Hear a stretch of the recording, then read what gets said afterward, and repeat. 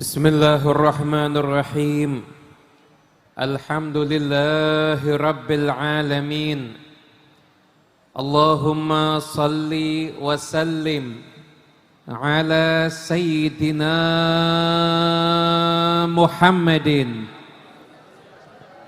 miftahi babi rahmatillah adada ma fi ilmillah salatan wa salaman daimaini bidawami mulkillah wa ala alihi wa sahbihi wa man walah wa man tabi'a sunnatahu wa qa'tada bihudah ila yaumi liqa'illah amma ba'du. Assalamu alaikum warahmatullahi wabarakatuh.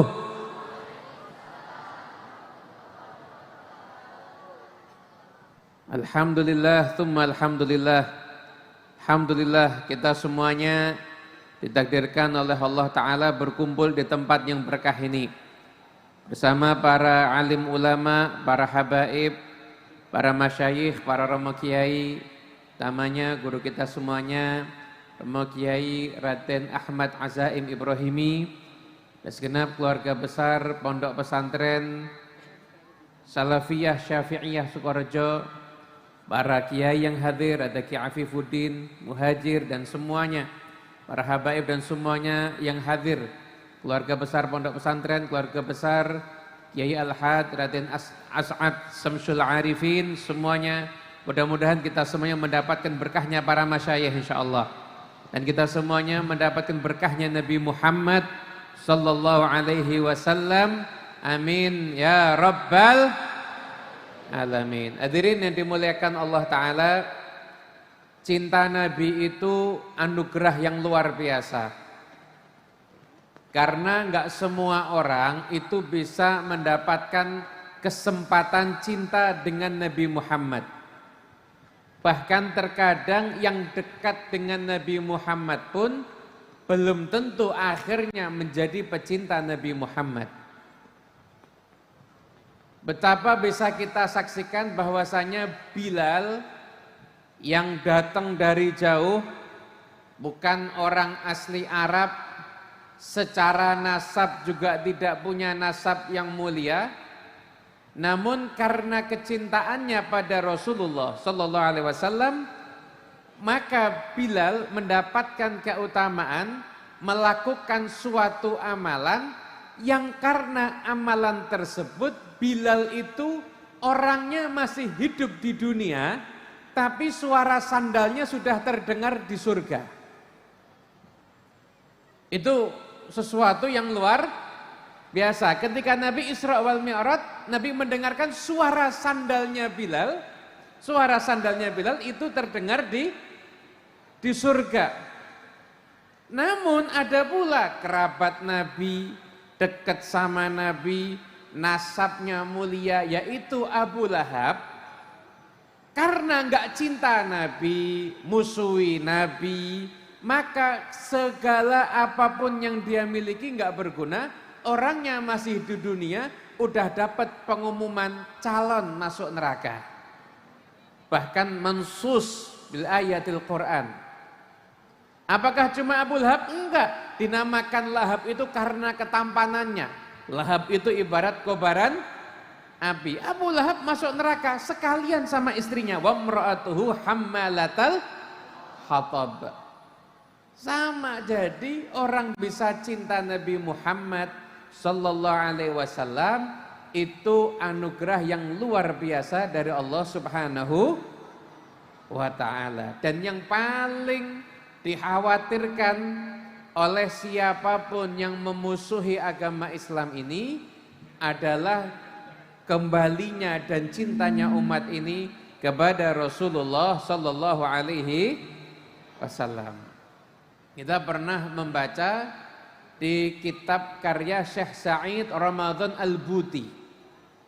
Syekh Sa'id Ramadan Al-Buti itu beliau punya kitabnya sangat banyak sekali mu'allafat beliau. Ada judulnya Fiqhus Sirah An-Nabawiyah. Jadi belajar sirah tapi diambil bagian-bagian detail, kemudian ada pemahaman-pemahaman terkait sirah tersebut. Itu kitab yang zaman sekarang santri harus baca.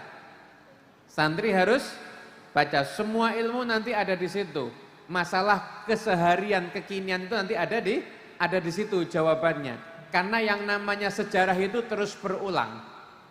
Maka isinya Al-Quran itu rata-rata tentang sejarah. Problem-problem yang dihadapi sama Nabi Muhammad SAW juga dihadapi oleh para nabi terdahulu. Sehingga disebutkan di dalam Al-Quran kisahnya. Sama problem kita di zaman sekarang, baik yang dakwah, baik urusan sosial, baik urusan apapun juga, itu insya Allah ada jawabannya. Kalau kita mengkaji sirahnya Rasulullah Sallallahu Alaihi Wasallam di Muqaddimah Sirah An-Nabawiyah, di situ Syekh Said Ramadan Al-Buti, beliau kemudian menyampaikan bahwasanya dulu ketika ada satu wilayah, nama wilayah memang sengaja nggak saya sebut karena ini zaman sekarang ini kalau nyebut harus hati-hati, dipotong nanti bahaya. Belum lagi ada UU ITE juga. Jadi nama-nama wilayah itu nggak saya sebut udah. Satu wilayah, satu negara yang kuat keilmuan Islamnya. Yang kuat keilmuan Islamnya. Negara itu dijajah oleh satu negara dari Eropa. Nah, waktu negara penjajah Eropa ini menjajah negara yang kuat keislamannya itu, maka mereka tidak berhasil. Jadi penjajah itu kan gimana caranya menjajah tapi tanpa perang. Gimana caranya menjajah tapi tanpa perang. Perang itu ngabiskan biaya banyak dan tidak produktif. Gimana caranya yang dijajah itu dengan senang hati dia itu bisa diatur tanpa harus perang. Jadi intinya penjajah itu bagaimana caranya membunuh dengan tertawa dan yang dibunuh juga tertawa. Nah, pusing kan? Nggak apa-apa, belum sarapan pusing-pusing dikit tak apa-apa. Nanti sarapannya tambah banyak insyaallah. Atau sudah sarapan semuanya? Ada yang sudah, ada yang belum. Enggak apa-apa. Ya yang sudah doakan biar yang belum cepat sarapan insyaallah. Hadirin yang dimuliakan Allah Ta'ala, ikhwani rahimakumullah. Jadi gimana caranya penjajah itu menjadikan yang dijajah itu dengan senang hati. Lah itu caranya kalau pakai perang kan ngabiskan duit banyak. Caranya gimana pemikirannya itu harus diracuni. Maka ketika itu lembaga keilmuan terhebat di negara itu harus dipisahkan dari umat. Dan cara untuk harus tunduk dengan logika, tunduk dengan ilmu pengetahuan. Kalau enggak akan maju negaranya. Akhirnya kemudian mulai ada yang terpengaruh. Singkat cerita, kalau saya bacakan isi yang mukodimahnya semua panjang nanti. Kan sudah ada wajah-wajah yang mulai kelaparan takutnya. Singkat cerita, akhirnya pengaruh-pengaruh ini sampai pula terhadap penulisan sirah Nabi Muhammad SAW. Jadi di situ Syekh Said Ramadan Al-Buti nyebut merek. Ada buku judulnya Hayat Muhammad, karya Muhammad Hussein Haikal. Kata Syekh Said Ramadan Al-Buti, karena ini bukunya banyak di toko-toko buku kita terjemahannya, beliau mengatakan jangan dibaca buku-buku seperti itu. Kenapa? Karena buku-buku seperti itu menggambarkan sirah Nabi Muhammad, betul menceritakan kehebatan Nabi, betul menceritakan keagungan Nabi, tapi tidak pernah mengupas sisi Nabi Muhammad SAW sebagai seorang Nabi yang istimewa karena kehidupannya dikawal wahyu ilahi. Jadi keberaniannya, ketangguhannya, kepintarannya, kejeniusannya, dan di situ ada susupan-susupan yang berbahaya. Seperti misalkan juga ada namanya sirah Nabi Muhammad dalam pandangan filsafat Muhammad Farid Wajidu disebut juga. Syekh Ramadan Al-Buti aja yang wali nyebut merek, saya ikut-ikutan berani nyebut merek juga ini. Itu disebut juga, itu ada yang mengatakan itu pasukan, bahkan yang di Quran disebutkan Isra wal Mi'raj itu bukan jasad Nabi. Itu Nabi Muhammad hanya mimpi. Lah kalau mimpi ngapain orang kafir Quraisy ingkar? Orang kafir Quraisy ingkar itu karena memahami Isra wal Mi'raj itu dengan jasad. Nabi Muhammad pun juga menceritakannya, maknanya juga dengan jasad, bukan hanya sekedar mimpi.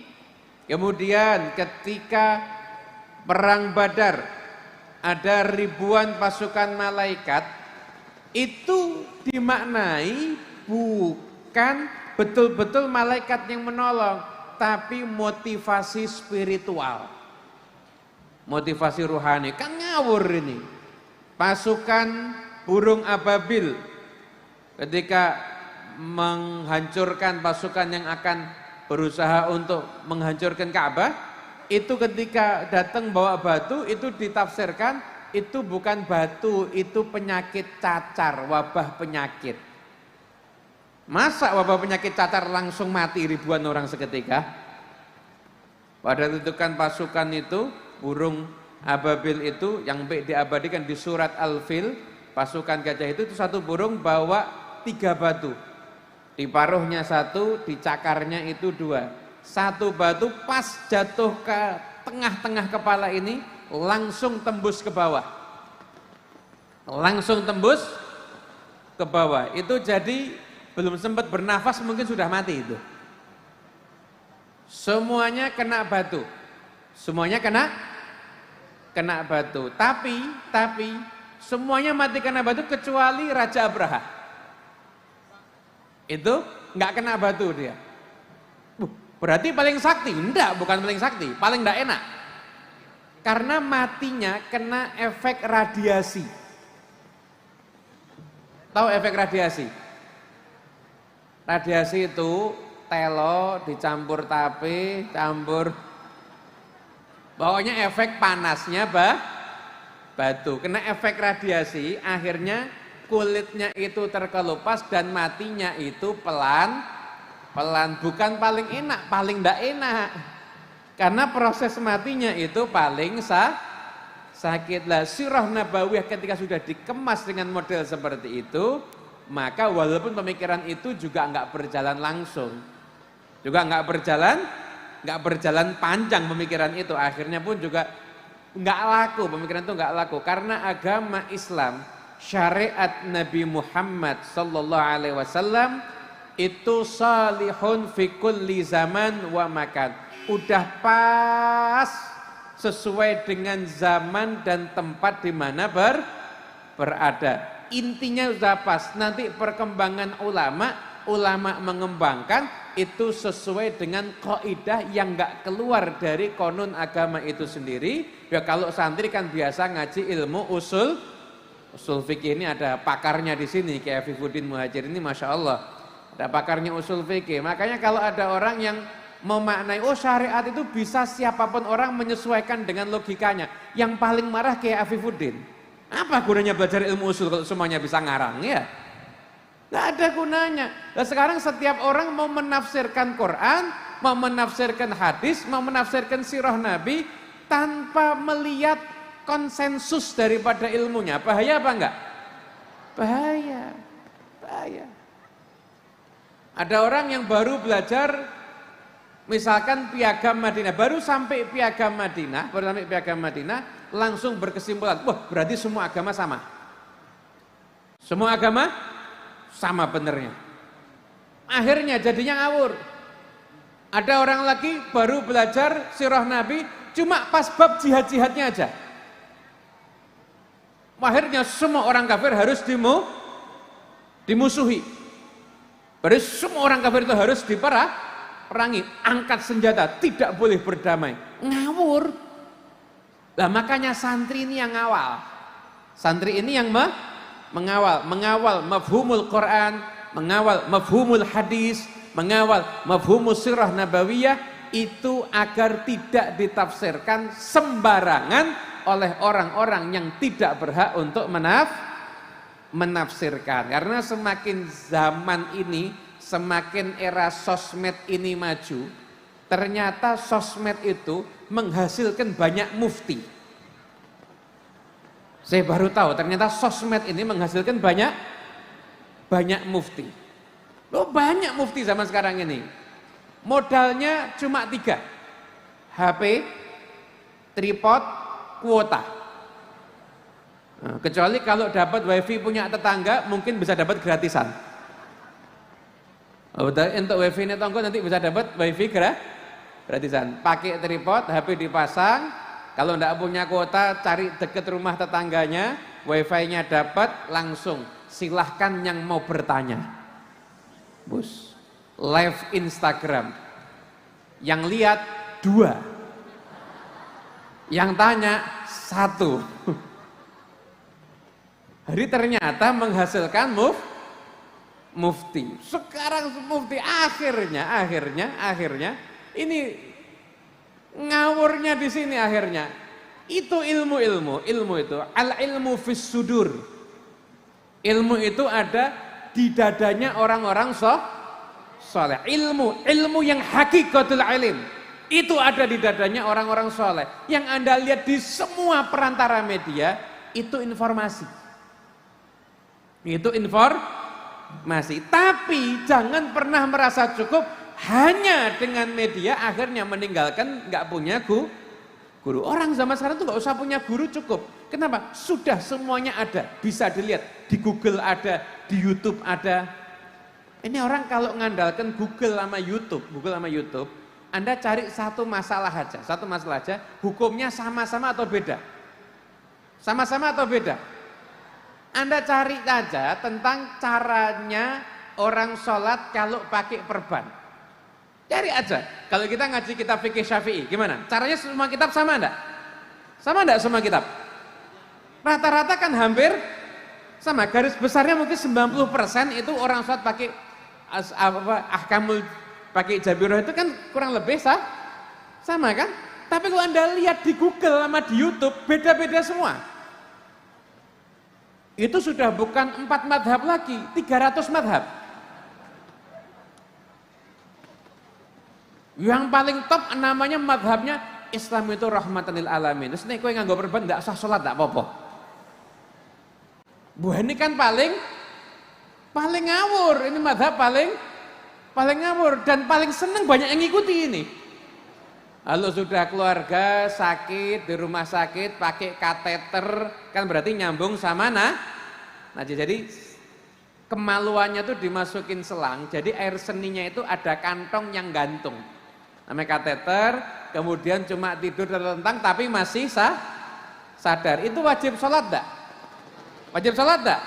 Nah sekarang pertanyaannya, di luar sana rata-rata menganggap itu wajib sholat atau tidak? Enggak wajib. Jadi akhirnya keluarganya biasa sholat, begitu masuk rumah sakit, dalam kondisi sakit, keluarganya enggak pernah ngingetin sholat. Lah kalau mati apa enggak su'ul khotimah? Lo ngeri apa enggak? Takut deh. Itulah pentingnya santri itu tampil. Karena sekarang sudah semua menguasai medsos, santri harus menguasai medsos. Kenapa? Biar isi medsos agama Islam tidak ada yang bicara yang tidak mewakili madhab daripada madhab yang keluar daripada ajaran Ahlus Sunnah wal Jamaah. Makanya santri harus aktif dan melek medsos sekarang ini. Kuasai semua medsos. Jadi biar hukum-hukum agama kalau orang lihat isinya insya Allah yang sama dengan ajaran kita semuanya. Amin Allahumma amin. Hadirin yang dimuliakan Allah Ta'ala, ikhwani rahimakumullah. Nabi SAW itu sesuatu manusia yang tidak bisa dibandingkan dengan apapun. Makanya kalau ada orang yang hanya mencari tentang keberanian Nabi, keilmuan Nabi, itu luar biasa. Memang nggak akan ada yang ngalahkan Nabi. Namun keistimewaan Rasulullah SAW, beliau itu afdhalul khalqi alal itlaqi. Beliau itu terbaiknya ciptaan Allah secara mutlak. Terbaiknya ciptaan Allah secara mutlak. Bahkan malaikat pun kalah kalau dibandingkan dengan Nabi Muhammad. Dalam kitabnya Imam Ar-Razi dan tafsirnya Fakhrur Razi disebutkan kenapa kok malaikat sujud kepada Nabi Adam, karena menyaksikan cahaya Nabi Muhammad sallallahu alaihi wasallam. Ciptaan Allah yang pertama, itu nur Rasulullah sallallahu alaihi wasallam. Nurnya Nabi Muhammad sallallahu alaihi wasallam. Pun ada juga hadis yang mengatakan al-qalam, ada hadis riwayat-riwayat yang lainnya. Namun kita bisa mengikuti pendapat, dan termasuk pula pendapat ini diikuti oleh para ulama, bahwasanya nur yang pertama kali Allah ciptakan adalah nurnya Rasulullah sallallahu alaihi wasallam. Nurnya Nabi Muhammad. Bahkan Nabi ketika ditanya, "Ya Rasulullah, kapan engkau ini diangkat menjadi seorang nabi?" Maka beliau menjawab, "Wa Adam bainar ruh wal jasad." Adam masih antara ruh jasad, belum tergabung jadi satu. Kemudian riwayat yang lain juga ada, kuntu nabiyan wa adamu munjadilun fi tinati. Aku ini telah menjadi seorang nabi, sedangkan Nabi Adam itu masih berupa adonan tanah. Masih berupa adonan tanah. Jadi Nabi Adam itu kan diciptakan dari berbagai macam unsur tanah. Makanya kakeknya satu tapi cucunya bisa beda-beda. Orang Eropa beda, Afrika beda, Asia juga beda. Betul apa enggak? Manusia wataknya juga beda. Kok jangankan yang beda ras, beda suku. Lawang manusia itu dari rahim ibu yang sama wataknya bisa beda-beda. Ada manusia yang wataknya lembut. Mungkin dulu dia jatah tanah Nabi Adam yang lembut. Ada orang yang wataknya tegas dan keras, itu mungkin jatahnya itu tanah yang memang keras. Wah, ada orang kok suka marah-marah, nggak tahu, itu mungkin dari tanah sengketa kalau yang itu. Enggak, itu karena nggak ada pendidikannya, karena nggak ada pendidikan akhirnya ngamuk tok itu. Hadirin yang dimuliakan Allah Ta'ala, itu Rasulullah SAW itu pertama kali diciptakan ketika Nabi Adam AS diciptakan oleh Allah Ta'ala. Nur Nabi Muhammad diletakkan di bagian jabhah, bagian jidatnya Nabi Adam AS. Ketika itu malaikat bersujud. Ini kita baca di kitab tafsirnya Imam Fakhrur Razi. Jadi nurnya Rasulullah SAW itu menyebabkan malaikat itu bersujud. Kalau Anda baca di Maulid Ad-Dibai, maka nurnya Nabi Muhammad SAW menyebabkan Nabi Nuh selamat daripada banjir, Nabi Ibrahim selamat daripada kobaran api. Afdalul khalqi alal itlaqi Rasulullah sallallahu alaihi wasallam. Manusia kalau ingin mengenal Nabi sampai dengan satu pengenalan ma'rifah yang akhirnya menjadikan mahabbah, maka setidaknya kenali Nabi dari 3 sisi. Asbabul mahabbah thalathatun. Sebab-sebabnya cinta itu ada 3. Al-jamal, al-kamal, an-nawal. Keindahan, kesempurnaan, dan jasa kebaikan. Itu sebabnya orang bisa cinta. Asbabul mahabbah itu karena 3. Sebenarnya satu aja itu sudah cukup untuk menjadikan orang itu bisa cinta. Satu aja bisa buat orang cinta. Makanya kadang-kadang laki-laki itu lihat perempuan cantik langsung cinta padahal belum tahu kebaikannya. Betul apa betul? Bentar, ini yang laki-laki yang jawab santriwati. Al-jamal, bayangkan 3 keindahan ini, 3 asbabul mahabbah ini, itu terkumpul dalam diri Rasulullah sallallahu alaihi wasallam. Syekh Mula Ali Al-Qari ketika menyebutkan tentang bagaimana kita ini kok suruh mencintai Nabi.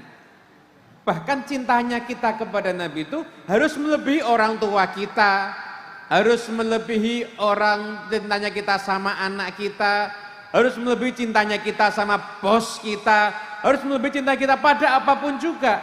Kenapa? Diselangkan oleh Syekh Mula Ali Al-Qari, cinta Nabi Muhammad itu mahabbah aqliyah, bukan mahabbah tabi'iyah. Kalau mahabbah tabi'iyah itu nggak perlu pakai proses. Begitu orang itu punya anak, bapak pasti cinta dengan, betul nggak? Bapak pasti cinta dengan anak. Ibu cinta dengan anak, anak cinta dengan orang tua. Mertua cinta sama belum tentu. Belum tentu. Menantu cinta sama apalagi. Tapi rata-rata manusia itu ada mahabbah tabi'iyah. Mahabbah tapi ya namanya mertua ya wajarnya cinta sama menantu. Yang namanya menantu wajarnya cinta sama mertua. Kenapa? Karena kalau sudah menikah tidak ada istilah mertua dan menantu, yang ada hanyalah istilah orang tua dan anak. Orang tua dan anak. Makanya saya pesan terutama santriwati ya, saya pesan. Santriwati kalau mau dinikahin bilang, kamu siap nggak menganggap orang tuaku seperti orang tuamu? Gitu. Kalau siap, silahkan kamu nikahi aku. Walaupun tanpa mahar aku siap. Oh, enggak mungkin kalau yang ini ya. Enggak mungkin kalau yang ini ya. Susah kalau yang ini. Curhatan poro santri Romo Yai. Jadi kita ini kan, saya kan di rumah juga ada madrasah, jadi ya sering kumpul sama santri-santri. Dan juga ada santri-santri itu kalau curhat-curhat datangnya sama saya. Jadi memang, tapi ya ngenes juga bagian mumetnya tok datangnya. Kalau pas enak-enak enggak pernah ada yang datang. Iya Romo Yai, iya. Santri itu biasa curhat sama kiai, biasanya 1, judul susah, 2, utang banyak.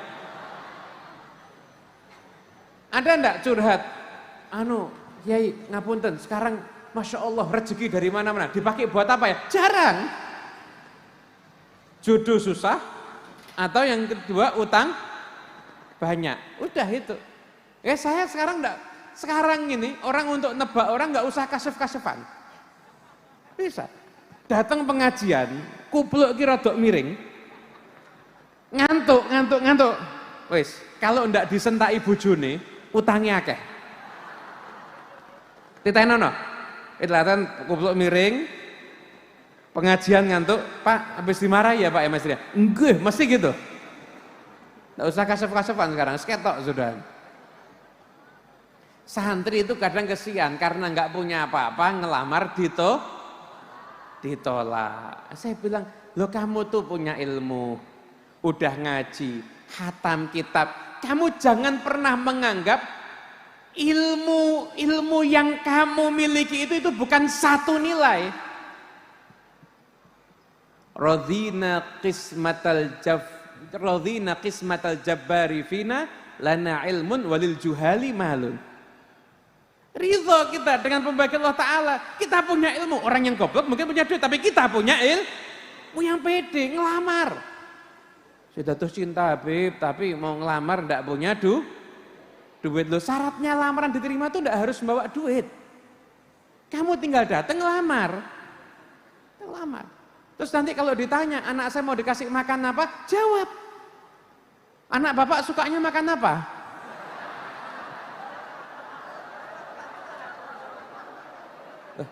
Betul enggak? Kan ditanya, anak saya mau dikasih makan apa? Anak bapak sukanya makan apa? Nasi, kita siapkan nasi. Roti, kita siapkan roti. Suka rumput, saya siap ngarit Pak. Jangan khawatir. Itu. Terus lamaran ditolak Beb, setelah itu Beb, jangan khawatir, kamu pede aja, dia rugi belum mendapatkan saya. Itu. Setuju? Sallallahu alaihi Nabi Muhammad. Siap melamar? lulus pondok dulu. Ini khusus untuk yang sudah lulus pondok. Yang belum lulus pondok kan belum genep ilmunya. Itu penyakitnya santri zaman now. Penyakitnya santri zaman now itu pindah-pindah pondok pesantren. Pindah-pindah pondok pesantren. Gaya ngukur kiainya. Gaya. Pondok di sini, enggak bisa nih, kurikulumnya sini kurang bagus. Pindah lagi, loh ini lebih pintar daripada kiainya dia nganggap diri. Enggak usah mondok, buat pondok kamu. Enggak usah mondok, kamu buat pondok. Yang pindah-pindah urusan enggak usah mondok, buat pondok. Kalau ada satu muridnya yang jadi coba. Enggak usah mondok loh, kok mau mondok itu, milih mondok. Zaman sekarang ini hati-hati pilih guru. Istikharah. Nabi SAW itu ngajarin istikharah dalam semua urusan, kayak ngajarin suratnya Al-Quran. Rasulullah SAW itu ngajarin istikharah, itu kayak ngajarin suratnya Al-Quran. Tapi kita sering meninggalkan istikharah ini. Istikharah itu dan prakteknya gampang. Prakteknya gampang itu kalau kita diajarin oleh para guru-guru kita, amalan para habaib itu, istikharah itu tiap hari dilakukan. Tapi karena isyarat itu kan indiraj, bisa masuk ke yang lainnya, itu salat duha plus diniati istikharah. Kalau enggak sempat doa yang panjang, cukup doa Allahumma khtarli ma huwal khair. Ya Allah, pilihkan aku yang terbaik, cukup. Tapi kalau ada istikharah urusan tertentu, istikharah. Milih pondok pesantren, itu istikharah. Milih pondok pesantren istikharah, banyak itu yang salah mondok. Anda berpondok di sini jelas. Alhamdulillah, syukur nikmah minallah. Banyak orang salah masuk pondok pesantren. Lihat pondok pesantren fasilitasnya dulu. Minta kamar ber-AC. Makanannya harus catering.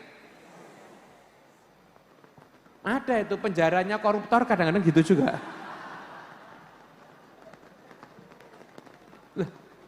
Jadi milih pondok pesantren itu cari guru istikharah. Kalau sudah istikharah dapat, merem masuk pondok pesantren, merem, enggak usah bingung kurikulumnya, enggak usah bingung ininya, enggak usah bingung itu. Hasil istikharah Anda sudah dapatkan, kemantapan hati sudah Allah berikan pada Anda, istikharah mantap, jalani. Sukses dunia akhirat insyaallah. Itulah sekarang enggak, penyakitnya santri itu rumongso pinter. Itu kelompok yang paling repot itu. Rajulun la yadri wa la yadri annahu la yadri. Itu kelompok yang paling repot. Itu kan kalau tingkatannya yang keempat, ya kan?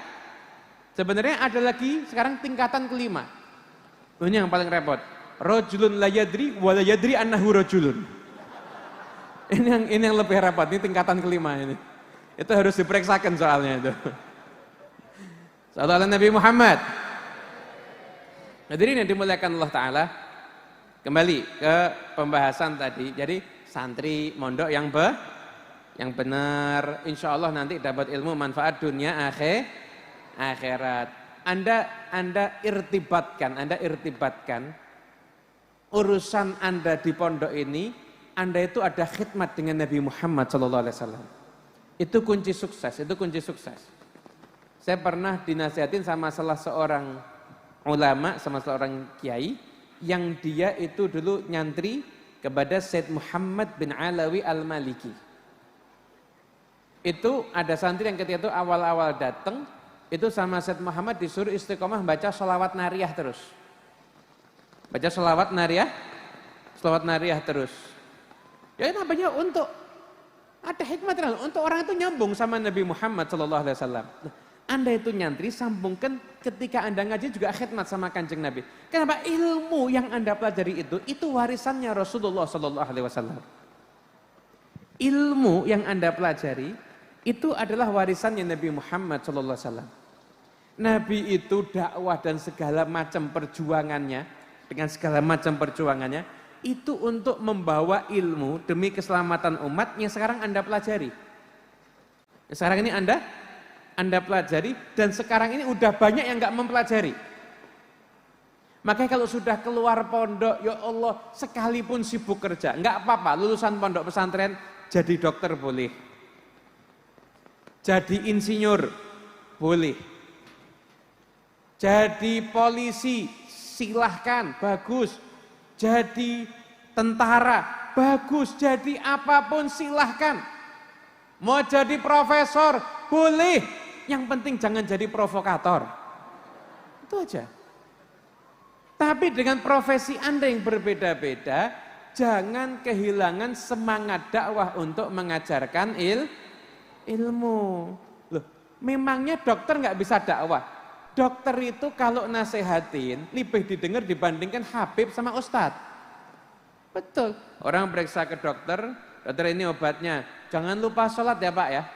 Insya Allah kalau Bapak sholatnya bagus nanti cepat sembuh. Itu yang nasehatin dokter, didengarkan. Ustadz, wis pirang-pirang dalil. Malah bosan menengotatat. Dalil tok. Tapi kalau dokter yang ngomong, dokter itu bagi orang yang sakit seperti dewa.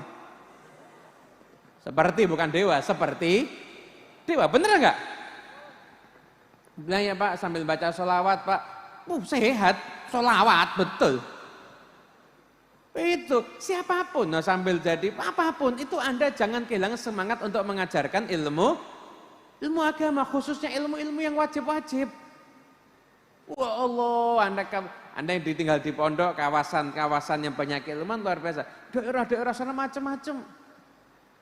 Itu dulu ada takmir masjid, pernah kejadian takmir masjid, itu di masjid ada najis. Di masjid ada najis. Itu enggak pakai bingung, langsung dipel. Itu namanya membersihkan najis atau meratakan najis. Namanya apa itu? Meratakan najis. Bayangkan coba.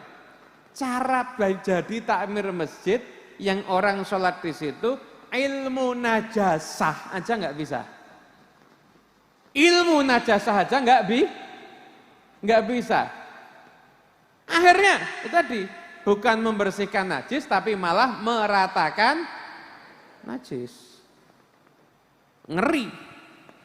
Nauzubillah min dzalik.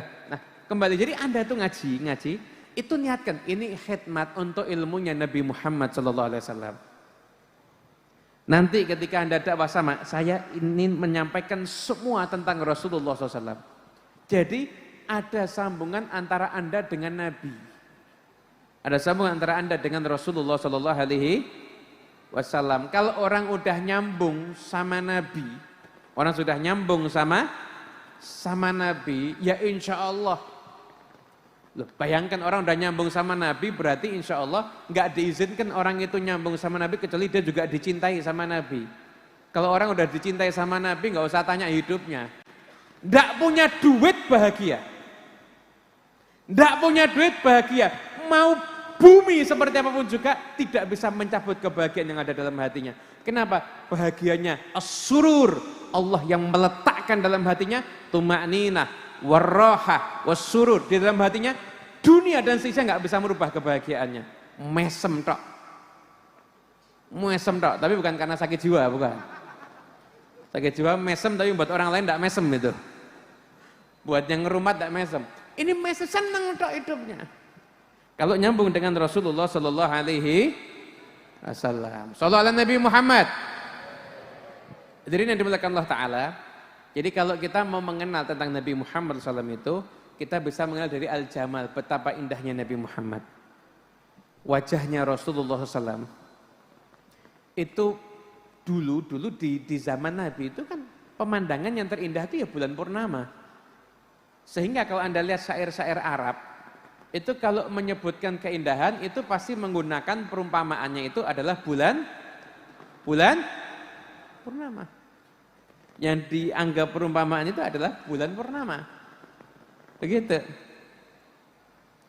Dulu sahabat sebelum kenal Nabi, bulan purnama yang paling indah. Tapi begitu mengenal Nabi Muhammad SAW, Ibnu Jabir bin Samurah lihat itu bulan purnama lagi terang-terangnya. Lagi terang-terangnya, sinarnya terang benderang bulan purnama. Di bawahnya Nabi Muhammad SAW pakai dibalut kain berwarna merah. Kata Jabir, saya lihat bulan, saya lihat Rasulullah. Lahuwa indi ahsanu minal qamar. Sungguh di sisiku Nabi Muhammad lebih indah dibandingkan rembulan.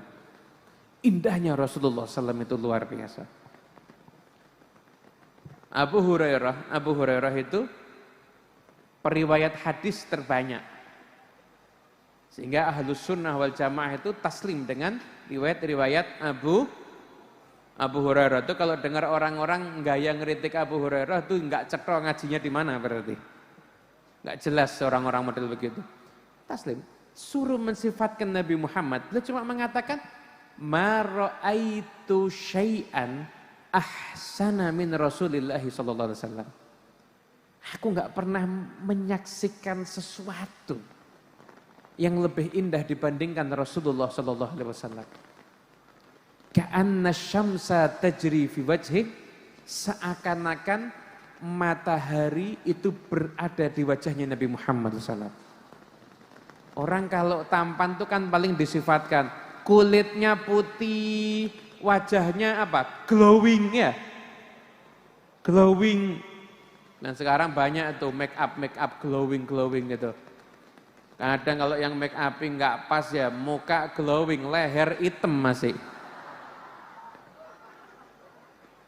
Tapi Nabi SAW itu nggak usah pakai make up, wajahnya itu sudah bercahaya seperti matahari. Itu mengibaratkan Nabi dengan bulan, dengan matahari, itu hanya perumpamaan. Tapi kalau hakikatnya Nabi Muhammad lebih terang daripada matahari. Itulah hikmahnya kenapa Rasulullah SAW itu nggak ada bayangannya. Riwayat Rasulullah SAW itu nggak ada bayangannya. Kenapa? Karena beliau itu cahaya. Karena beliau itu cahaya. Pada hakikatnya bisa jadi bukan matahari menyinari Nabi Muhammad yang menyinari matahari. Ketika dua cahaya itu beradu. Shallallahu ala Nabi Muhammad. Itu sekelumit dikit-dikit, ini nggak bisa panjang-panjang nih, bentar lagi harus istirahat juga, ini udah wajah-wajah kelaparan nggak konsentrasi nanti. Al-Jamal, wajahnya, kemudian yang nggak mungkin bisa ditiru, makanya Nabi Muhammad tuh kalau kata lagu ojo dibanding-bandingke. Lainnya silahkan dibanding-bandingke, sak karepmu ya, terserah. Tapi kalau Kanjeng Nabi Muhammad SAW jangan dibanding-bandingkan dengan apapun juga. Tidak ada bandingannya. Tidak mungkin harus terlalu jauh kalau dibandingkan dengan Rasulullah SAW. Nabi itu suka dengan wangi-wangian. Nabi itu suka dengan wangi-wangian.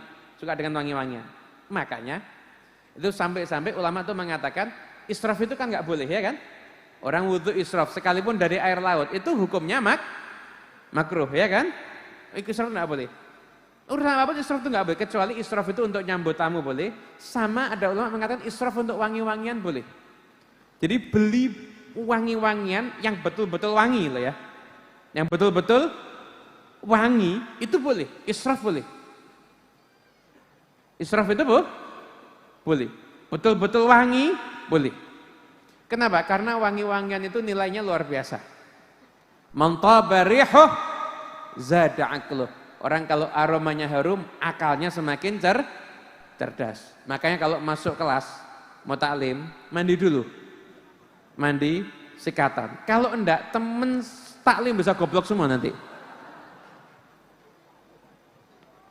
Itu yang membuat kecerdasan berkurang itu karena bau-bauan yang enggak kata Imam Syafi'i, man tabarihuh zada. Kalau pengen pintar yang wangi-wangi dan kumpulnya juga sama yang wangi. Sudah wangi kumpulnya sama yang kempros-kempros podo ae. Hadirin yang dimuliakan Allah Ta'ala, Rasulullah SAW itu senang sama wangi-wangian. Dan beliau itu tetap wangi sekalipun nggak pakai wewangian. Diriwayatkan oleh Siti Aisyah, orang itu kalau salaman sama Nabi SAW itu wanginya tangan Nabi itu di tangan orang yang salaman itu bisa 1 hari nggak hilang bau wanginya. Kita baca juga keterangan di Tarikh Ad-Dimashqi disebutkan bukan cuma 1 hari 3 hari. 3 hari nggak hilang wewangiannya. Kalau udah salaman dengan Rasulullah Sallallahu Alaihi Wasallam, sarna harumnya Nabi Muhammad SAW. Itu anak-anak kecil itu kalau Nabi datang itu kan rebutan semua. Megang tangannya Nabi, tempelkan ke pipinya. Tidak mau ditempelkan ke kepala, tempelnya ke pipi. Kenapa? Tangannya Nabi SAW itu lebih dingin daripada salju. Dan lebih harum sekalipun dibandingkan minyak wangi misik. Saya ceramah tentang wanginya Nabi, ada orang mau tanya, Habib, merek wewangian yang mirip sama wanginya Nabi apa?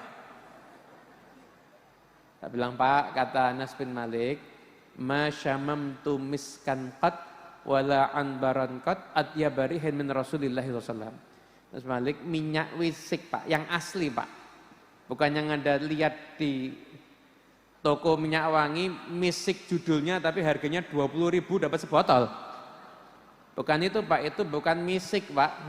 Misik yang asli, yang wangi, yang dari rusa, itu minyak wangi yang paling top, paling harum. Kata Anas bin Malik, sama Nabi mesti kalah wangi Pak.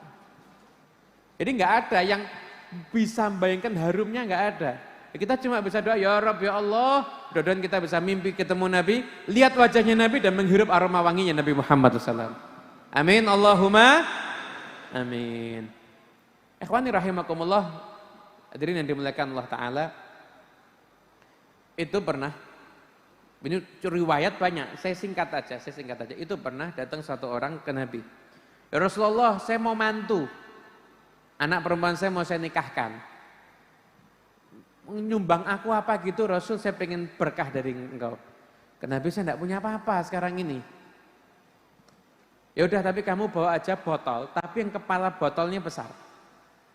Botol tapi yang kepala botolnya besar. Oh iya.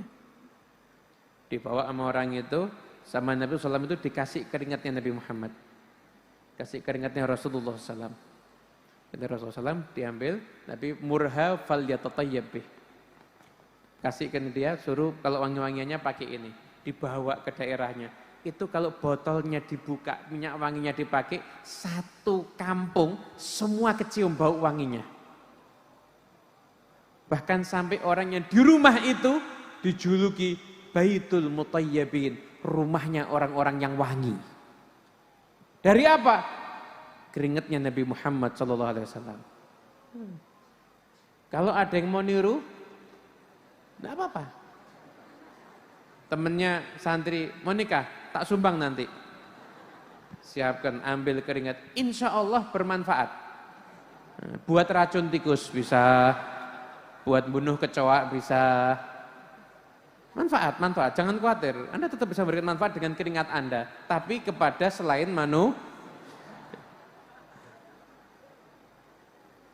begitu, itu al-jamal, keindahannya Rasulullah SAW. Al-kamal, kemudian kesempurnaan Nabi.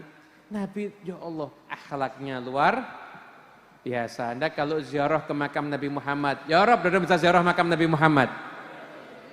Itu ada syairnya Habib Abdullah bin Alawil Haddad. Nabiyun azimun khulquhu khuluqul ladzi azzamar rahmanu fi sayyidil kutubi. Itu masih ada di Hujrah An-Nabawiyah sampai sekarang. Anda kalau ziarah makam Nabi, Anda bisa lihat Nabi yang agung, yang akhlaknya telah Allah nyatakan keagungannya fi sayyidil kutubi, di pemimpin dari seluruh kitab suci yaitu Al-Quran. Nabi SAW itu akhlaknya luar biasa dan rahmahnya luar biasa. Wa ma arsalnaka illa rahmatan, tidaklah kami mengutus engkau wahai Muhammad kecuali untuk rahmat untuk semesta alam. Jadi Nabi itu Nabiur Rahmah, bukan sekedar Nabi yang membawa rahmat. Sosoknya Nabi Muhammad itu rahmah. Makanya semua yang dari Nabi Muhammad, dari syariat Nabi itu rahmah. Mau urusan perintah, awamir, wal manahi, larangan. Mau urusan itu yang wajib, urusan hukuk, urusan wajibat, urusan bahkan urusan ukubat, urusan hudud, urusan ta'zir. Itu semuanya rahmah. Sifat pemaafnya Nabi, rahmah. Perannya Nabi, rahmah. Karena kita tahu kadang-kadang tindakan tertentu itu diperlukan demi untuk kebaikan yang lain. Kalau ada orang sakit, ada anggota tubuh yang beracun, itu kalau dibiarkan bisa menjalar racunnya, solusinya itu harus diamputasi. Amputasi dalam tindakan itu adalah bagian daripada rahmah. Kalau ada misalkan satu kelompok, yang satu ini orang nggak baik suka mempengaruhi biar yang lainnya nggak baik. Yang satu ini dikeluarkan rahmah apa enggak? Rahmah demi menjaga yang lainnya agar baik, dan yang menjaga yang dikeluarkan agar dia sadar dan berkelakuan. Semuanya dari Nabi Muhammad SAW itu adalah rahmah. Nggak ada yang nggak rahmah dari Rasulullah SAW. Semuanya itu adalah rahmah. Diamnya Nabi, marahnya Nabi aja rahmah. Karena Allah Ta'ala menyatakan, wa ma arsalnaka illa rahmatan, tidaklah kami mengutus engkau wahai Muhammad kecuali agar menjadi rahmat untuk semesta alam. Itu sifat rahmatnya Nabi SAW itu nggak bisa diingkari. Hadirin yang dimuliakan Allah Ta'ala, Nabi SAW itu kalau kita lihat, kalau kita pelajari kehidupannya luar biasa sekali. Luar biasa sekali. Nggak ada satupun celahnya Nabi Muhammad. Apapun, dari sisi apapun. Saya nggak akan sebutkan sifat pemaaf Nabi, kita sudah sering dengar. Gimana ketika Nabi masuk ke orang Fathu Makkah. Fathu Makkah ini simbol kecil aja. Nabi masuk ke Mekah untuk Fathu Makkah. Masuk ke Mekah, kita Fathu Makkah. Ketika Rasulullah SAW, itu beliau harus hijrah dari Mekah ke Madinah. Beliau sempat berhenti dan menatap kota Mekah dengan penuh kerinduan. Kotanya dari kecil, histori kehidupan banyak di sana. Banyak sejarah. Ketika Nabi SAW itu menatap kota Mekah dengan kerinduan, maka ketika itu Rasulullah SAW sedih karena harus berpisah dari kota Mekah. Di saat itu maka ada firman Allah Ta'ala yang turun, innalladzi faradha 'alaikal qur'ana laradduka ila ma'ad. Sungguhnya zat yang mewajibkan atasmu Al-Quran akan mengembalikanmu ke tempat dahulu.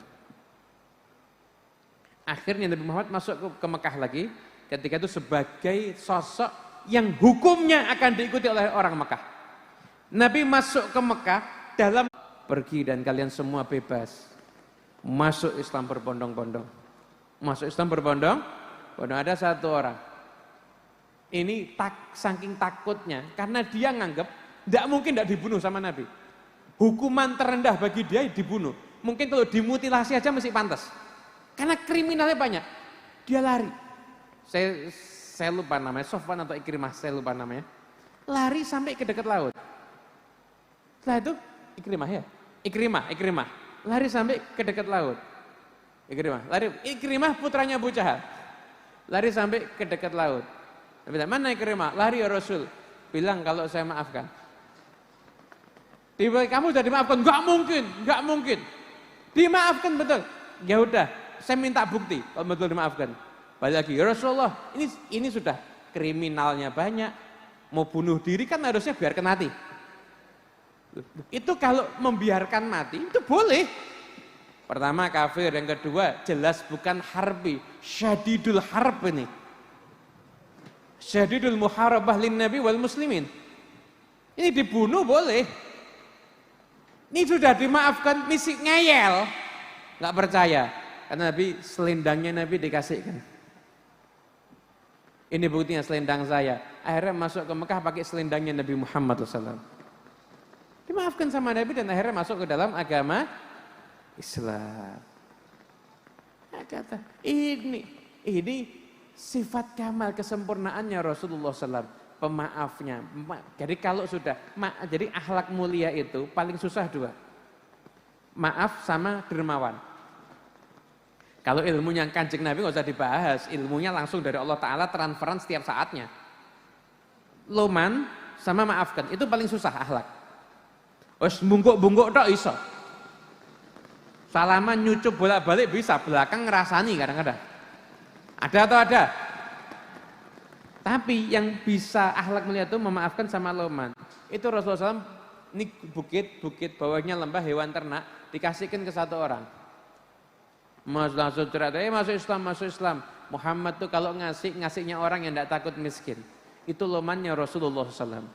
Nabi nggak bisa tidur tenang, kalau di rumahnya masih ada harta yang belum disedekahkan. Kalau kita kebalikannya, tidur enak, kalau duit banyak, tidak bisa tidur kalau tidak punya duit. Agar itu kamalnya Nabi Muhammad SAW dan an-nawal jasanya Rasulullah SAW itu luar biasa pada kita semuanya. Saya kutip satu yang ada di kitabnya Syed Muhammad bin Alawi Al-Maliki, di kitab Ad-Dakhairul Muhammadiyah. Beliau mengutip perkataan syuhudu fadli Rasulillahi fi kulli ni'matin yashhaduhal muslim amrun wajib. Menyaksikan adanya jasa Rasulullah di setiap nikmat yang diterima oleh seorang muslim, itu hukumnya wajib. Tidak ada satu nikmat pun yang ke kita kecuali di situ ada campur tangan Rasulullah sallallahu alaihi wasallam. Makanya diingatkan kita semuanya, azan disebut nama Nabi Muhammad. Harus salawat pada Nabi Muhammad. Khutbah Jumat nih, ada orang sholat, maaf, sampai sujud sampai kepalanya retak, nggak salawat sama Nabi nggak sah. Khutbah Jumat, masya Allah, sampai semua yang datang nangis gara-gara lapar, khutbahnya lama. Tapi nggak salawat sama Nabi, khutbahnya nggak sah. Sholat jenazah, salawat sama Nabi Muhammad SAW. Dalam semua keadaan kita diingatkan Rasulullah SAW. Kenapa? Biar kita tahu syuhudu fadli Rasulillah fi kulli ni'matin yashhaduhal muslim amrun wajib. Menyaksikan adanya jasa Rasulullah di setiap nikmat yang didapati oleh orang muslim, itu hukumnya adalah wajib. Nah, oleh karena itu insyaallah kita semuanya jadi orang yang semakin cinta dengan Nabi Muhammad. Idolakan Nabi Muhammad, jadikan diri Anda pecinta Nabi Muhammad, dan semoga Anda akan mendapatkan cintanya Nabi Muhammad SAW. Kita doakan semoga para habaib, para kiai, Kiai Ahmad Azaim, Kiai Afifuddin, dan semuanya Allah Ta'ala berikan kepada beliau-beliau panjang umur, fasihatin wa afiyah, bisa membimbing kita ke jalan yang diridhai oleh Allah Ta'ala, diberikan kepada kita semuanya keberkahan dalam urusan dunia dan akhirat kita. Semoga semua yang nyantri di sini insyaallah mendapatkan futuhal arimin. Allahumma aftah alaina wa ala auladina wa ala talabatina jalla jami' talaba ma'had salafiyah syafi'iyah sukarja futuhal arifin yufaqihna wa iyahum fid din wa alimna wa iyahum ta'wil wahdina wa iyahum ila sawa'is sabil. Allahumma aslih lana dinana alladhi huwa ismatu amrina wa aslih lana dunyana allati fiha ma'ashuna wa aslih lana akhiratana allati ilaiha ma'aduna waj'alil hayata ziyadatan lana min kulli khair waj'alil mauta rahatan lana min kulli syarr. Allahumma nazzih qulubana 'an ta'alluqi biman dunak waj'alna min qaumin tuhibbuhum wa yuhibbunak. Allahumma aslihin niyyah wadh-dhurriyyah waj'alil hajat kullaha maqdiyah diniyah wa dunyawiyah wa ukhrawiyah bijai khairil bariyah wala munaslafuna salihin wala mana ulai hadil baldah wa sulahaiha wa ila khatatin Nabi Muhammadin sallallahu alaihi al-Fatihah. Bismillahirrahmanirrahim. Maliki yaumiddin. Iyyaka na'budu wa iyyaka nasta'in. Ihdinas siratal mustaqim, siratal ladzina an'amta 'alaihim ghairil maghdubi 'alaihim waladdallin. Amin amin ya rabbal alamin. Mungkin ini yang bisa kami sampaikan. Mohon maaf apabila terlalu panjang. Biasanya kita ceramah tuh nggak pernah panjang-panjang, ini nggak tahu nih agak kepanjangan takutnya. Karena prinsip kita lebih baik ditunggu kapan ceramah lagi daripada kapan selesai ceramahnya. Cuma ini sudah terlalu panjang, ya sudah ditunggu selesai. Walaupun minkum, wassalamualaikum warahmatullahi wabarakatuh.